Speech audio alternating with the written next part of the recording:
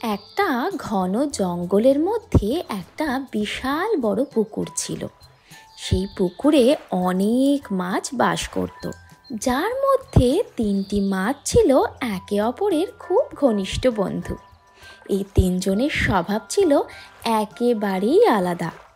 প্রথমে সংকট আসার আগে তারা নিজেদেরকে রক্ষা করত, দ্বিতীয়টি বিপদের ক্ষেত্রে নিজেদেরকে রক্ষা করবে, আর তৃতীয়টি ভাগ্যের ওপর সব কিছু ছেড়ে দেবে।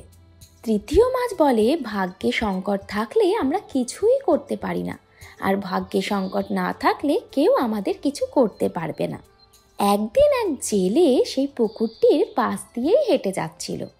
সে দেখতে পেল পুকুরে অনেক মাছ রয়েছে।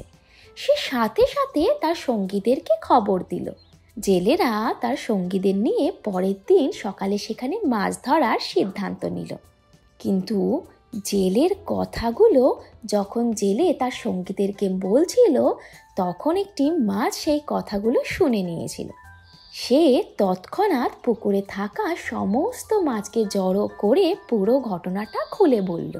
প্রথম মাছ বলল, কাল হয়তো জেলেরা এসে আমাদের জালে ধরে নিয়ে যাবে, তার আগে আমাদের এই জায়গা ছেড়ে দেওয়া উচিত। তৃতীয় মাছটি বলল, কাল না এলে কি হবে? এটা আমাদের বাড়ি, এটাকে আমরা ছেড়ে যাব কি করে?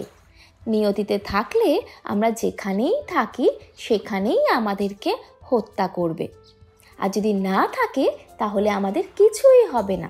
এই কথা শুনে কিছু মাছ 3 নম্বর মাছের সঙ্গে সেখানে থেকে গেল, আর বাকি 2 মাছ 3 নম্বর মাছকে বোঝাতে না পেরে অন্য পুকুরে চলে গেল। পরের দিন জেলে ও তার সঙ্গীরা মাছ ধরার জন্য পুকুরে জাল ফেললো। যেসব মাছরা ওখানে ছিল তারা সবাই ধরা পড়ল। যে সমস্ত মাছ পালিয়েছিল তারা কিন্তু রক্ষা পেল। যেগুলো পুকুরে থেকে গিয়েছিল সেগুলোকে জেলেরা ধরে নিয়ে চলে গেল। জেলেরা তাদেরকে একটি ক্রেটে রাখার পরে তারা সবাই যন্ত্রণায় মারা গেল।